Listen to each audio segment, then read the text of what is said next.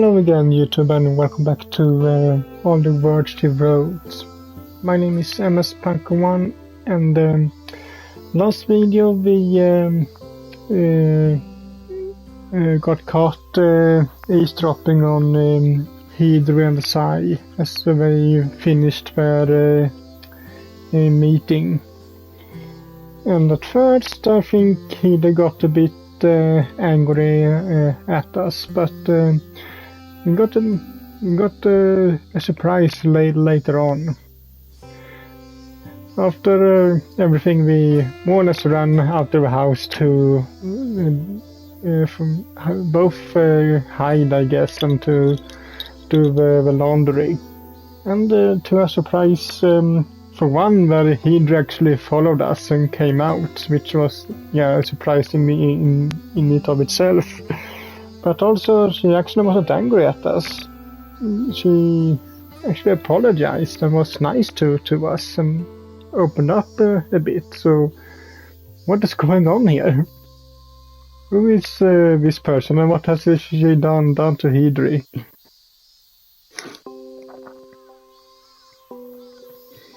Hijiri returns inside once she's said her piece, leaving me among the laundry alone. I stare at the house, arms hanging by my sides. I'm unsure of what to do with myself, and I'm unsure of how to feel. Hijiri wasn't shouting when she spoke to me. Far from it. Her voice was calm, and her expression was almost placid, like the surface of an undisturbed lake. She didn't look angry as she did 2 weeks prior, outside of Kinokuriya. Instead, she looked utterly drained, defeated even. I had no idea Hijiri felt that way about the elf forest. I thought that she might have been having difficulties with the 9th volume, but I never imagined that she outright resent her own series and the fans who support it. And how could she, when elf forest is so incredible?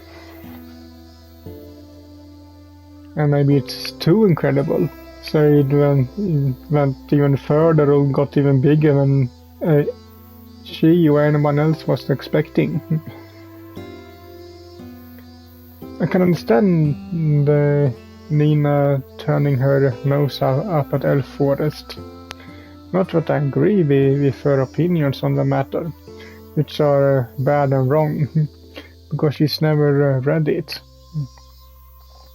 Nina doesn't know the first thing about elf forest. Hijiri is different though. She's the elf forest creator. She should be more aware of its strengths than anybody else. That doesn't seem to be the case, however. In fact, it's quite the opposite. Hijiri's confession was so shocking I had no idea how to reply. I tried to think of something to say, but nothing came to mind. Nothing sounded appropriate. I'm not a writer like Hijiri. I'm pretty clumsy with my words. I always seem to say the wrong thing. Maybe it's for the best I said nothing. That's what I try to tell myself, but I don't know if I believe that. I crouch down by the basket of laundry and pick up an article of clothing at random. Rising, I peg it to the line with trembling fingers.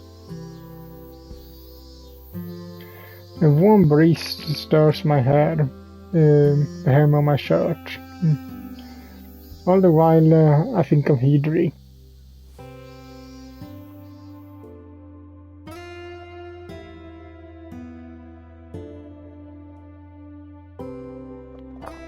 Hijiri remains on my mind for the rest of the day.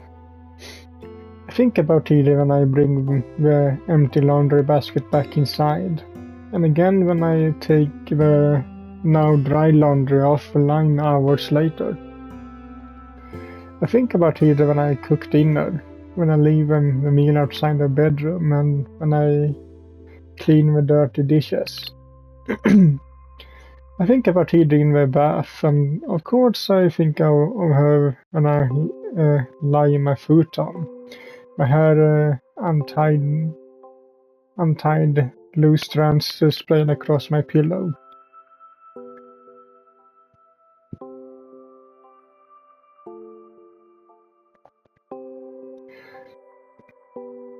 I look up at the ceiling, my eyes unfocused. It's another warm night, and it feels like the air is weighing down upon me. My pajamas stick to my damp skin. I sigh. Now I know how Hijiri feels. I can't help but feel for her. I want to do something to cheer her up, but what? Since I have no idea what to say, perhaps I should buy her a gift instead. What would Hijiri like? My consciousness, fried after hours of ceaseless worrying, is beginning to fade. But before I drift into the land of dreams, an image drifts to the forefront of my mind.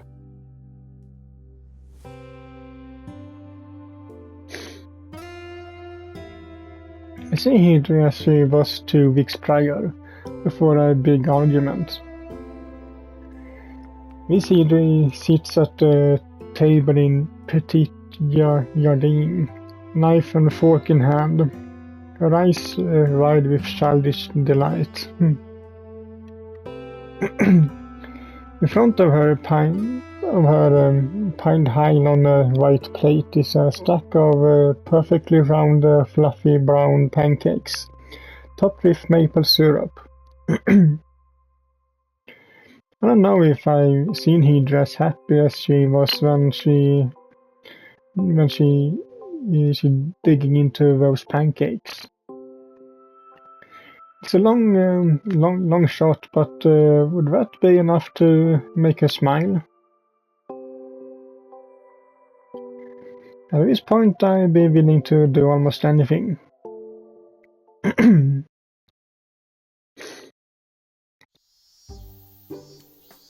I wake early the following morning, as has been my habit since moving in with Hijiri. I've always been a lazy person, but maybe my newfound role as Hijiri's housekeeper has forced me to become a little more responsible. I like Hijiri's writing a lot, so I want to support her. I'll do anything I can to make her life easier, whatever that's by sweeping the floor or making her food. Working for somebody you like rather than some faceless corporation that doesn't give a crap about you. It's pretty motivating. Or it'd be a lie if I said he'd just been the best boss. Then again, I might have been the might not have been the best employee. I upset Hijiri through though inadvertently, and she upset me, but I want to think we can put that behind us. Today's a brand new day. With it should come a brand new start. I have a quick shower to rinse off sweat accumulated late overnight, brush my teeth and get dressed. By the point it's around 7:30 on a normal day.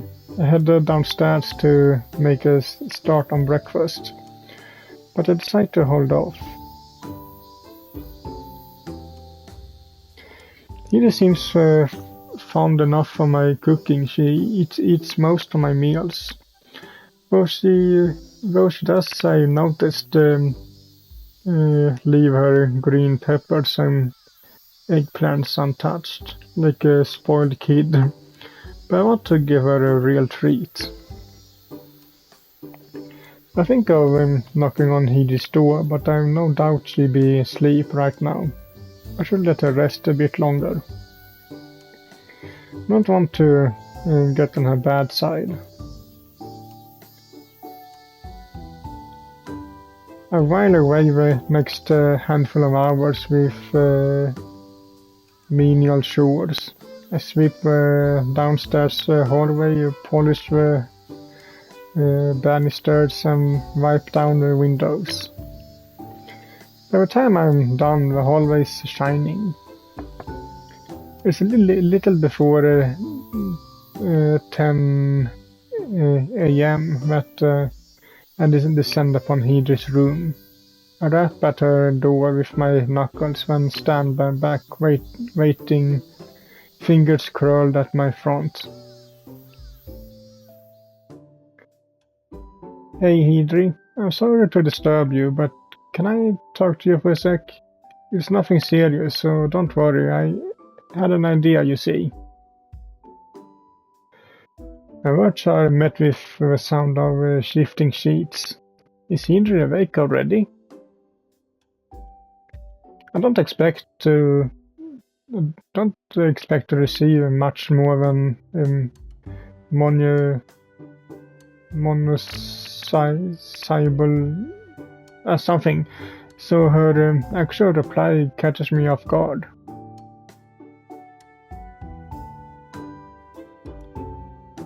Hijiri's voice drifts through the door, more lucid than I anticipated. She doesn't sound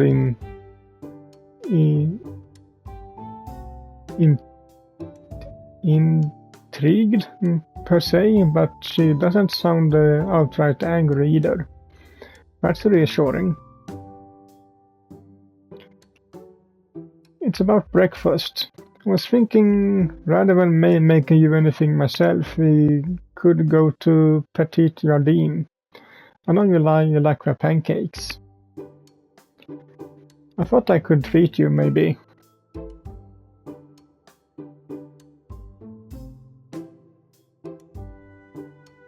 Hijiri ponders for a few moments, then replies.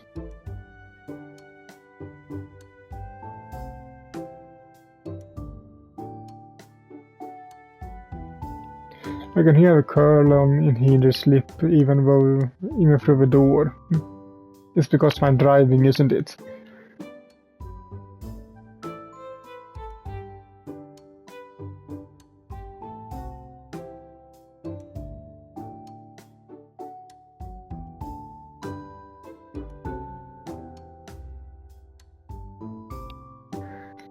I know that I wasn't trying to insinuate otherwise. I just figured since this was my idea, I should foot the bill. You just be going along with it, right?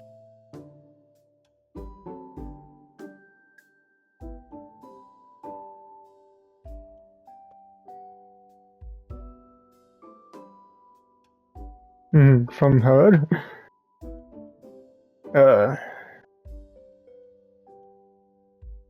She raises a good point. I guess it comes from you, but...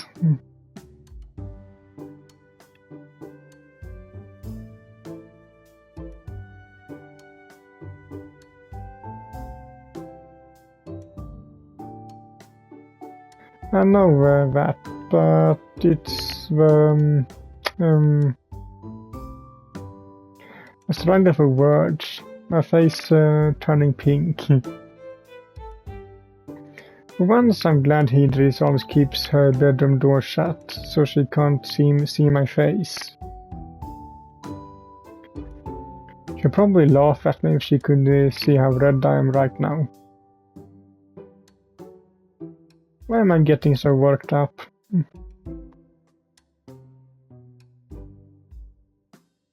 It's the principle of the thing. I seize upon this word as though it means something, though in actuality not even I'm sure about what I'm trying to get it.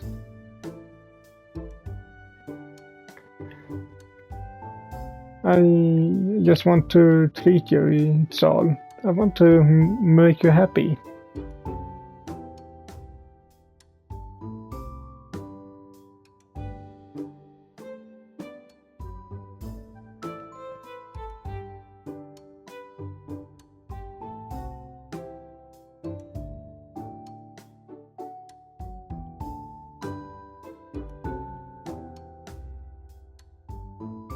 No, it's not. It's not like that at all.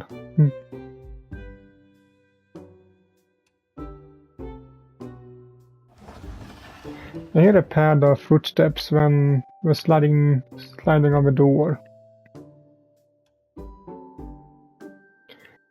The door opens, and to my surprise, Hijiri is revealed before me. One hand resting on the wooden door jamb.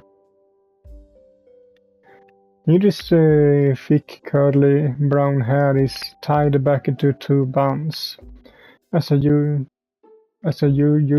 and her brown eyes, which peer into mine, have a challenging glint in them. I blink, taken aback, quite literally. I just...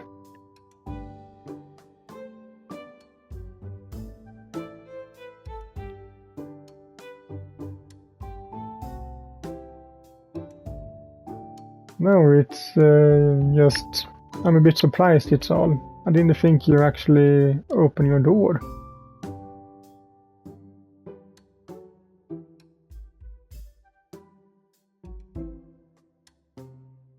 What? Does that mean you're considering it? Will you actually come with me?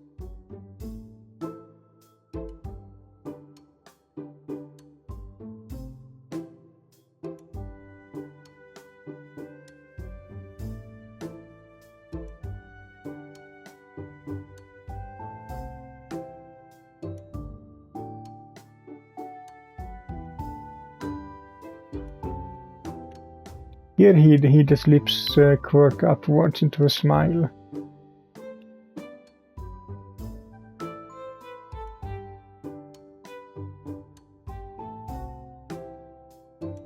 Right. Of course. I think so flustered by this unexpected development. The smile I offer Hijiri in return comes out all crooked. Why is my heart pounding so hard? Do you want to go then?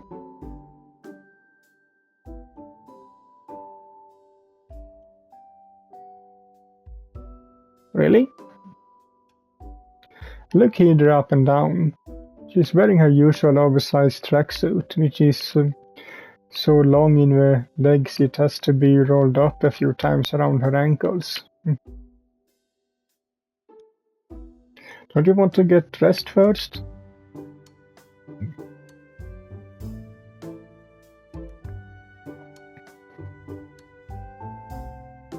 I know that, but surely you have more to wear than that.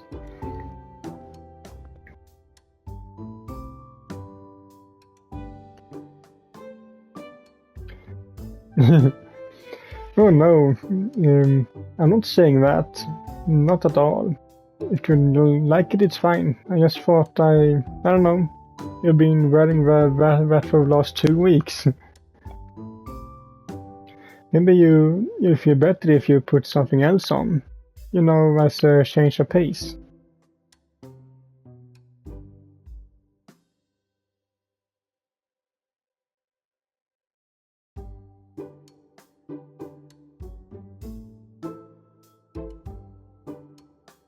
Right, of course. I bow my head apologetically. I'm sorry for stepping out the line.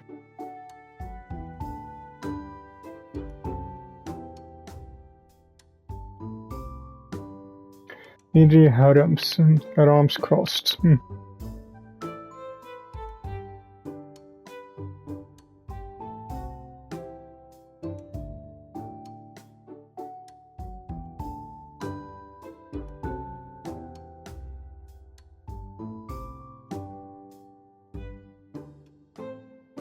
Here Hijiri relents. She glances at me, arms still folded, and says in a voice sweeter than the norm.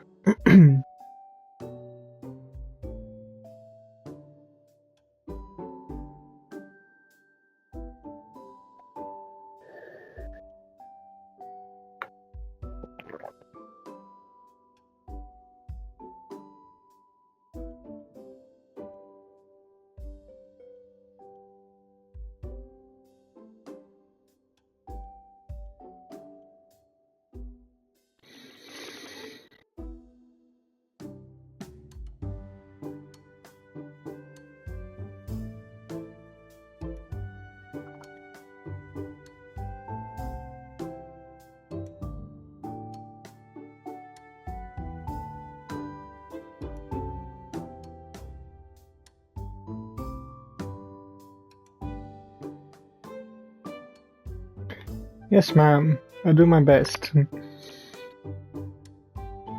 I offer Hijiri a salute, smiling now. If you got into a fatal crash, you'll never be able to finish the Elf Forest. I can't let that happen, so I gotta do my best.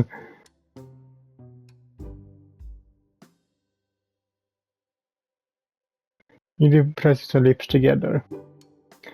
Maybe that was the wrong thing to say.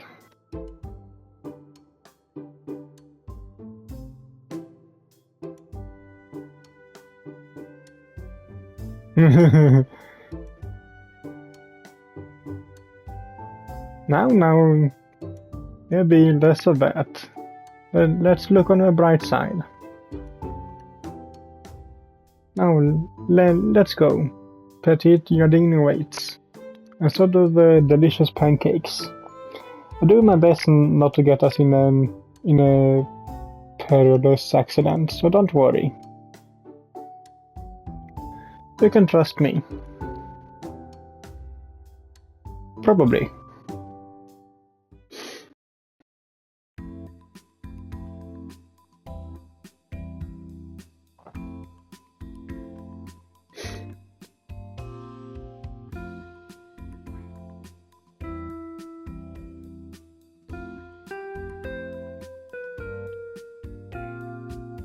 Eh? I know I said it a lot of times, but Mayu is so cute when she gets that look on her face.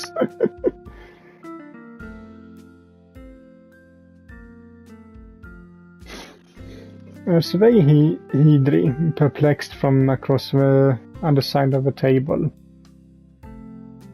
There must be some context behind that sudden statement I'm missing, but I can't think what that might be. A pair of us is sitting at Petite Jardine at one of the window tables. The smiling waitress already took our orders, so now we are waiting on our food.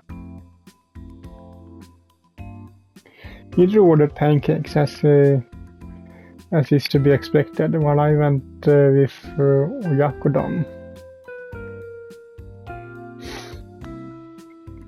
Hijiri hasn't said much, or anything at all really, since instructing the waitress of her voice cool and crisp, that she wanted a stack of pancakes covered in extra syrup with a cream soda to drink. That's why Hijiri's sudden statement catches me off guard. It was sort of remark that might be thrown out in an argument, but as far as I'm aware, no arguing has taken place.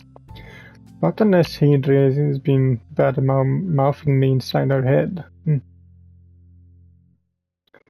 It's all very peculiar. What are you talking about?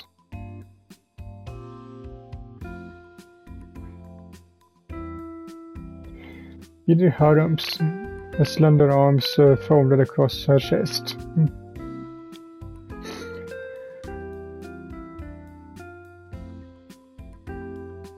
I never said you were.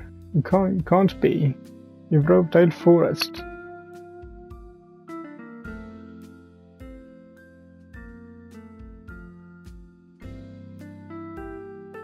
Hijiri glances surreptitiously about Petite Garden. Fortunately for her, it's not all that crowded. The woman sitting closest to us, a few tables down, is too busy trying to wipe her young son's face free of splattered milkshake to eavesdrop on our conversation. And even if she was listening, I doubt she gleaned very much from my enthusiastic praise. She doesn't look like the sort of person who, with her frumpy cardigan and her black neatly parted hair, who would read Elf Forest. Then again, I might be wrong. I often am. For years I thought Ruby was a guy. Sorry about that. I laugh while running a hand through my hair. But I really don't think you're simple. You're very smart.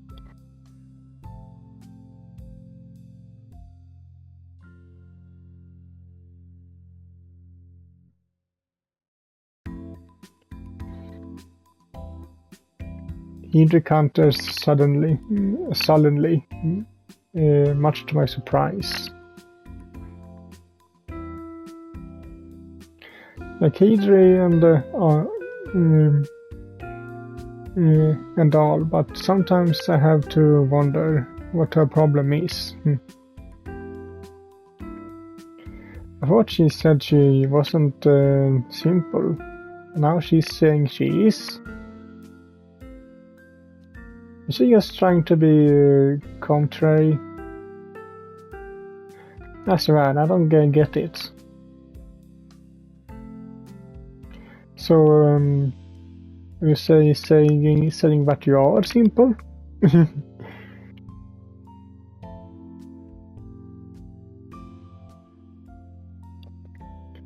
But you just said you weren't smart.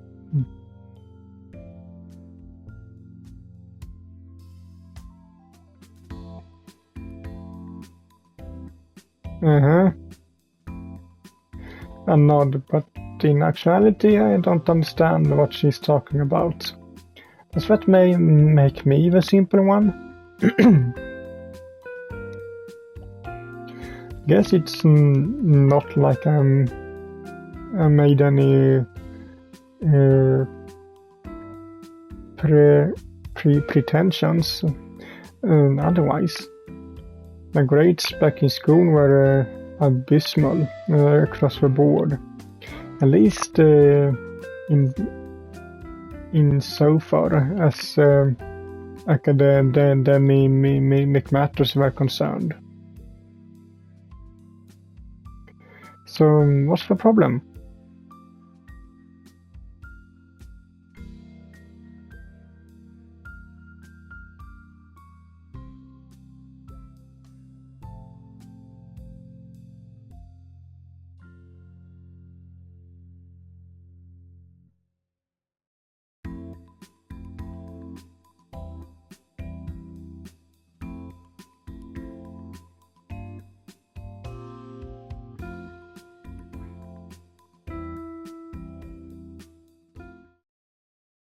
Let me guess, it's gonna be happy like last time.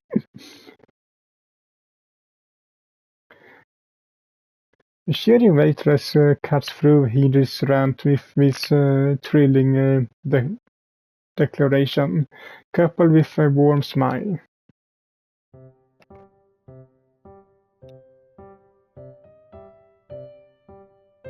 Waitress sets a bowl full of rice and fried chicken down in front of me.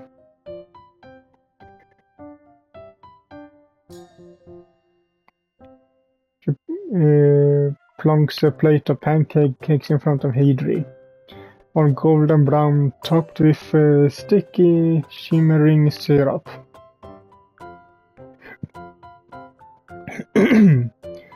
Our drinks come next. Oolong tea for me and soda for Hijiri. If our orders have handed out, the waitress flashes us another smile, all shiny white teeth.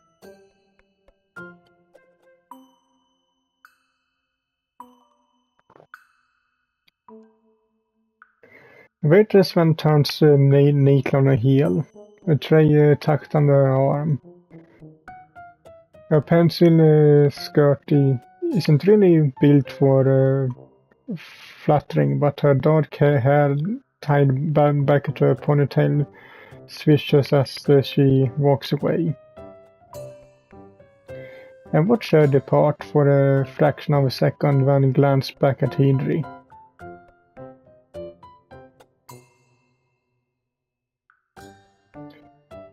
You were saying something about not having mood swings because of the pancakes. And then you look like that. She's staring at her pancakes with rapt, wide-eyed attention of a little kid. If this were a cartoon, I'm sure her eyes would be sparkling.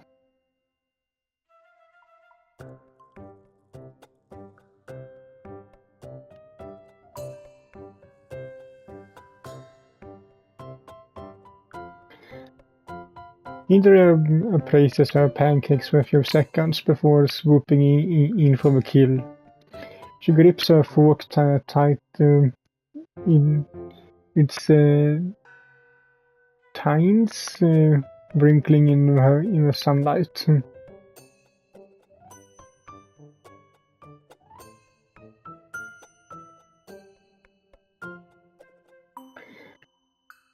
Hijiri sighs with contentment as she swallows her first fluffy mouthful. I swear, Hijiri never usually looks this happy. Not even half this happy. Only pancakes can bring smiles this sweet and guileless to her face. So how are they? Good. I'm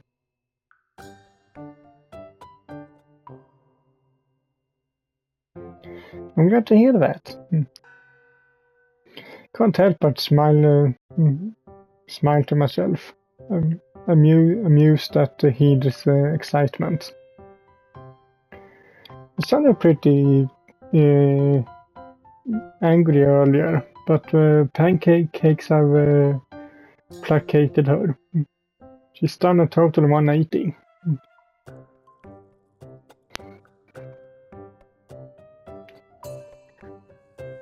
I'm a little curious about where she...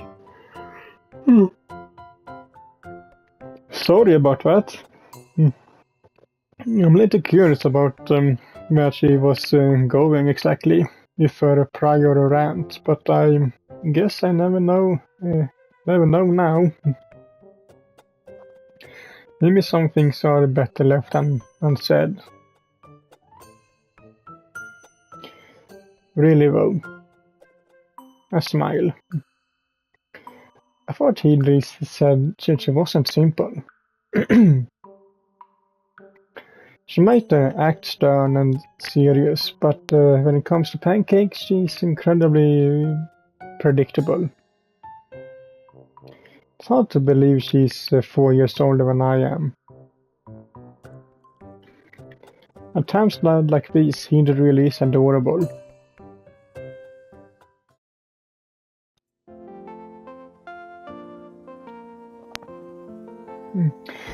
I think this can be a good point for this video, so hope you liked it, and if you did, so leave a like to it as usual, and I will see you all in the next one. Bye.